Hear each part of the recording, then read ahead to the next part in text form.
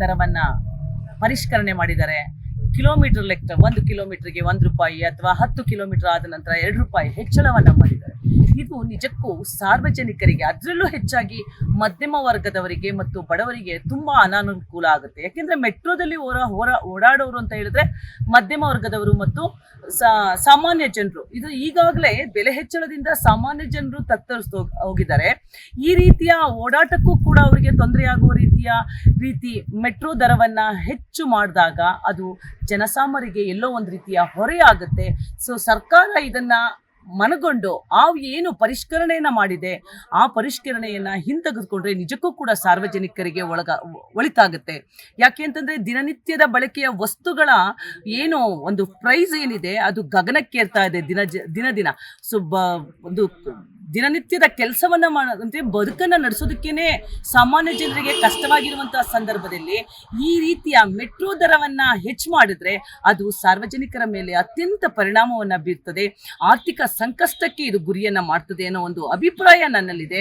ಆದ್ರಿಂದ ಜನಸಾಮಾನ್ಯರನ್ನ ಒಳಿತಾಗುವಂತೆ ಮಾಡಬೇಕು ಅಂತ ಹೇಳಿದ್ರೆ ಅವರ ಓಡಾಟಕ್ಕೆ ಮತ್ತೆ ಅನುಕೂಲ ಆಗಬೇಕು ಅನ್ನೋ ಒಂದು ದೂರದೃಷ್ಟಿ ಮಾನ್ಯ ಸರ್ಕಾರಕ್ಕೆ ಇದ್ದಂತ ಸಂದರ್ಭದಲ್ಲಿ ದಯವಿಟ್ಟು ಸರ್ಕಾರ ಏನು ದರ ಪರಿಷ್ಕರಣೆಯನ್ನ ಮಾಡಿದೆ ಅದನ್ನ ಹಿಂತೆಗೆದುಕೊಳ್ಬೇಕು. ಏಕಾಏಕಿ 1 ರಿಂದ 5 ರೂಪಾಯಿಗಳ ಹೆಚ್ಚಳವನ್ನ ಮಾಡಿದಂತ ಸಂದರ್ಭದಲ್ಲಿ ಸಾರ್ವಜನಿಕರಿಗೆ ತುಂಬಾ ದುಷ್ಪರಿಣಾಮವನ್ನು ಉಂಟು ಮಾಡ್ತದೆ, ಆರ್ಥಿಕ ಒಂದು ಹೊರೆಯನ್ನ ಹೆಚ್ಚು ಮಾಡ್ತದೆ ಅಂತ ನಾನು ಹೇಳೋದಕ್ಕೆ ಇಷ್ಟಪಡ್ತೀನಿ. ಮೊದಲನೇದಾಗಿ ಏನಕ್ಕೆ ಸರ್ ಜಾಸ್ತಿ ಮಾಡಿದ್ದಾರೆ ಅದು ಪಾಯಿಂಟ್. ಇವಾಗ ಇವ್ರು ಹೇಳ್ತಾರೆ ನಷ್ಟ ಅಂತ. ನಾವು ರೆಗ್ಯುಲರ್ ಆಗಿ KR ಪುರಂ ಇಂದ ಮಲ್ಲೇಶ್ವರಂ ಓಡಾಡ್ತೀವಿ.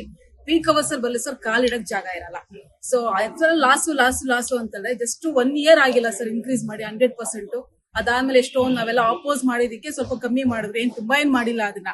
ಮತ್ತೆ ಅಗೈನ್ ಇವಾಗ 1 ಇಯರ್ ಆದ್ಮೇಲಿಂದ ಮತ್ತೆ 5%, ಮತ್ತೆ ಎವ್ರಿ ಇಯರ್ ಮಾಡ್ತೀವಿ ಅಂತ ಹೇಳಿ. ಅಲ್ಲ, ಜನಸಾಮಾನ್ಯರು ಏನ್ ಅನ್ಕೊಂಡಿದ್ದಾರೆ ಇವತ್ತು? ಮತ್ತೆ ತುಂಬಾ ದುಡ್ಡು ತುಂಬಾ ತುಳುಕ್ತಾ ಇದೆ. ಸೊ ಚೆನ್ನಾಗಿ ವಸೂಲಿ ಮಾಡೋಣ ಅಂತ ಇವ್ರ ಯೋಚನೆ ಗೊತ್ತಿಲ್ಲ. ಇವತ್ತಂತೂ ಸಿಕ್ಕಾಪಟ್ಟೆ ಪ್ರಾಬ್ಲಮ್ ಆಗುತ್ತೆ. ಬೆಂಗಳೂರು ಅಂತ ಪ್ಲೇಸ್ ಅಲ್ಲಿ ಇದು ಬೇಸಿಕ್ ನೆಸೆಸಿಟಿ ಮೆಟ್ರೋ ಅನ್ನೋದು. ಅದನ್ನ ಒಳ್ಳೆ ಲಾಭದ ಉದ್ದೇಶದಿಂದ ಮಾಡ್ಕೋತಾ ಇದ್ದಾರೆ. ಮಾತೆತ್ತಿದ್ರೆ ಮಹಿಳಾ ಪರ ಅಂತ ಹೇಳ್ತಾರಲ್ಲ ಇವರು. ಇವತ್ತು ಬಂದು ನೋಡ್ಲಿ ಮೆಟ್ರೋದಲ್ಲಿ ಹೆಂಗಿದೆ ಇವತ್ತು.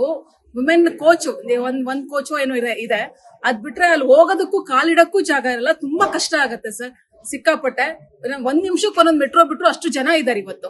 ಆದ್ರೆ ಅದನ್ನೇ ಲಾಭ ತರ ಮಾಡ್ಕೋತಾ ಇದಾರೆ. ಇವತ್ತು ನೆಸೆಸಿಟಿಗೋಸ್ಕರ ಬೆಂಗಳೂರಲ್ಲಿ ಟ್ರಾಫಿಕ್ ಜಾಮು ಸಿಕ್ಕಾಕೊಳ್ತೀವಿ. ಮನೆಗೆ ಹೋಗಿ ಮಕ್ಳುದೆಲ್ಲ ಇದೆಲ್ಲ ನೋಡ್ಬೇಕು ಅನ್ನೋ ದೃಷ್ಟಿಯಿಂದ ಸ್ವಲ್ಪ ಜಾಸ್ತಿ ಆದ್ರೂ ಕೂಡ ಮೆಟ್ರೋಗೆ ಅಂತ ಬರ್ತೀವಿ. ಬಟ್ ಇವರು ಮತ್ತೆ ಇವ್ ಜಾಸ್ತಿ ಮಾಡ್ಕೊಂಡು ಹೋದ್ರೆ ಮತ್ತೆ ಬಿಟ್ಟು ಮತ್ತೆ ಬಸ್ಸಿಗೆ ಹೋಗ್ಬೇಕು, ಊಟ ಇಲ್ಲದೆ ತಿಂಡಿ ಇಲ್ಲದೆ ಮತ್ತೆ ಕೆಲ್ಸಗಳಿಗೆ ಹೋಗ್ಬೇಕು. ಇದು ಇವರು ಮಾಡ್ತಾ ಇರೋದು ಸರ್. ಇದನ್ನ ಖಂಡಿತವಾಗಿ ನಾವು ಒಪ್ಕೊಳ್ಳಲ್ಲ. ಇಮಿಡಿಯೇಟ್ಲಿ ಇದನ್ನ ರೆಡ್ಯೂಸ್ ಮಾಡ್ಬೇಕು ಅಂತ ನಾವು ರಿಕ್ವೆಸ್ಟ್ ಮಾಡ್ಕೊತಾ ಇದೀವಿ.